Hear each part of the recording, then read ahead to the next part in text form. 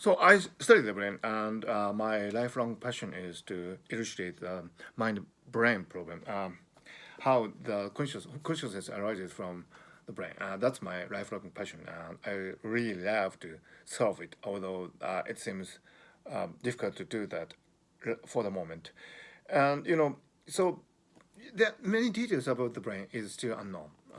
For example, the exact nature of synaptic transmissions is still unknown, and also we don't have detailed picture of what's going on within the cell when action potentials you know affect the next neuron, and the influence transmitted from the neuron to a neuron and in the brain. And so this the continuous process of chemical and electrical signals going on in the within this great network of the brain is still to be elucidated. So at this stage, it is quite difficult to pin down what are the essential processes in the brain to understand. And for example, some people have focused on microtubules, most notably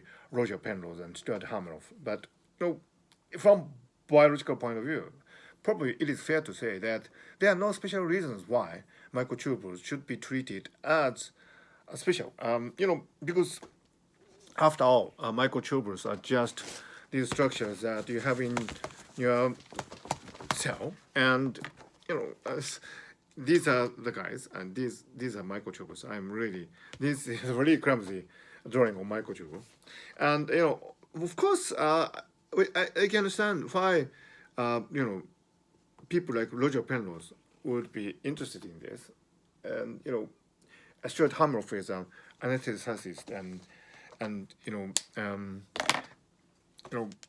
Stuart has this intuition that maybe in order to explain anesthesia, you probably need to invoke the functions of the microtubules. And Roger Penrose loves microtubules because this is a really fine structured.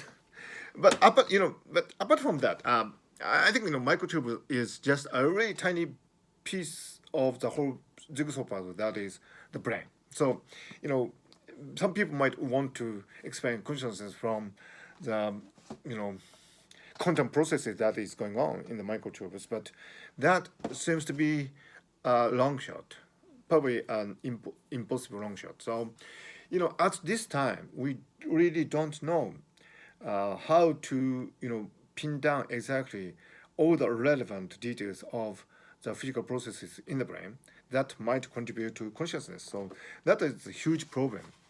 So what can we do? I mean, it's a really long shot, and for me, it seems to me that at this stage, probably we should aim to come up with a theory of consciousness which is on par with Charles Darwin. What do I mean? Well, Charles Darwin, wrote this opus magnum, The Origin of Species, right? And this is a really wonderful book because it explained in a nutshell how the various species on the Earth could arise in principle.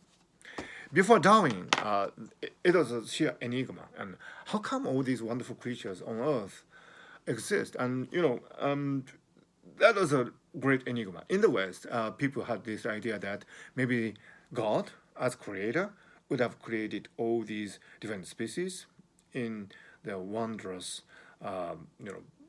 heterogeneous forms, but that probably didn't make sense for us scientifically minded, and so it was a deep enigma.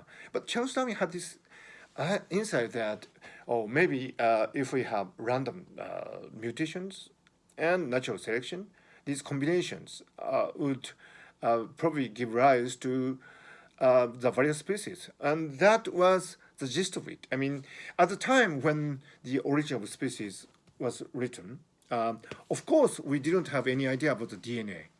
We didn't have any hint about the double helical structure, and so we Charles Darwin,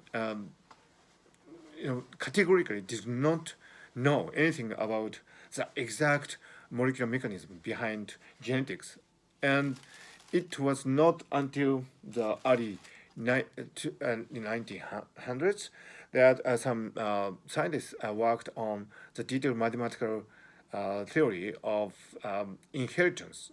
But even at the time, in the so-called neo-Darwinism effort, the exact nature of the genetic makeup of the biomolecules were not known.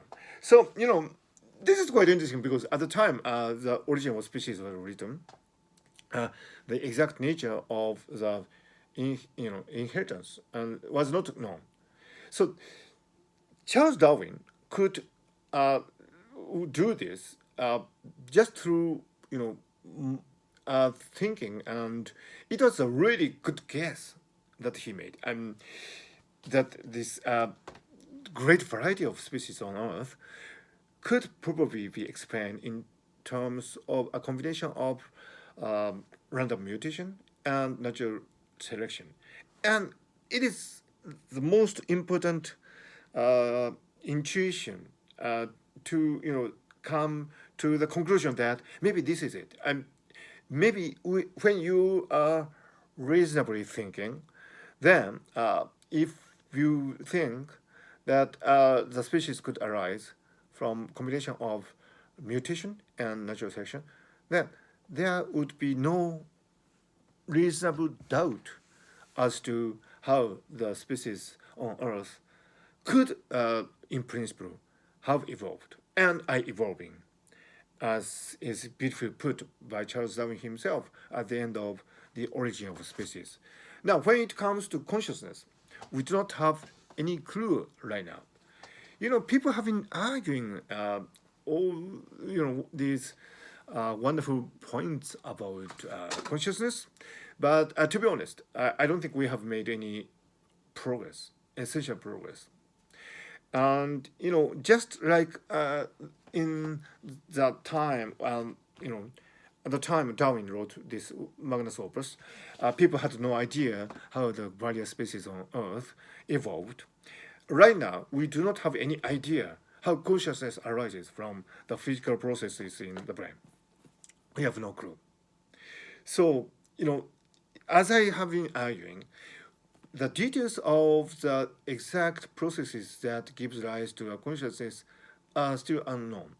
Just like people had no idea about DNA, we do not have any idea of the whole spectrum of processes that goes on in the brain that would give rise to the consciousness. So at this time, probably we can't hope to, aim at a final model of consciousness because we do not have the pieces yet. In order to, complete the jigsaw puzzle that is consciousness, we need to have the pieces. At this time, we don't have that. So, what we can do, what we can, hope to do at this time is to come up with something that will be equivalent to The Origin of Species by Charles Darwin, Origin of Consciousness, which would, in principle, explain how consciousness could arise in the first place. A theory that, a hypothesis that would make sense to a reasonable mind, and which would probably leave no stones unturned. If we accept the hypothesis, that is what we should aim at this stage, because it's quite possible that consciousness would have something to do with quantum mechanics deep down. But as you know, quantum mechanical effects would die down rapidly when the temperature becomes higher and the number of parameters involved gets large. So, if you apply the simplistic models of quantum mechanics, then it would emerge that you can only explain consciousness from that. But we probably could come up with a really clever scheme involving the non-locality of consciousness, entanglement, and so on, that would be compatible with the range of temperature that is typical in biological systems, including the brain, and you know, provided that we also throw together biologically realistic circumstances like the actual going on, the actual processes that goes on in the brain, which would correlate with consciousness as we know it, perception, action, cognition, you know, language processing, metacognition, uh, embodiment, and so on. Maybe we at this time probably we could come up with a scenario, so to speak, something equivalent to the origin of species, which does not actually address the exact details of the processes that underlie consciousness yet, but which would give a rather satisfactory insight into how consciousness could arise in the first place. We do not have that theory yet.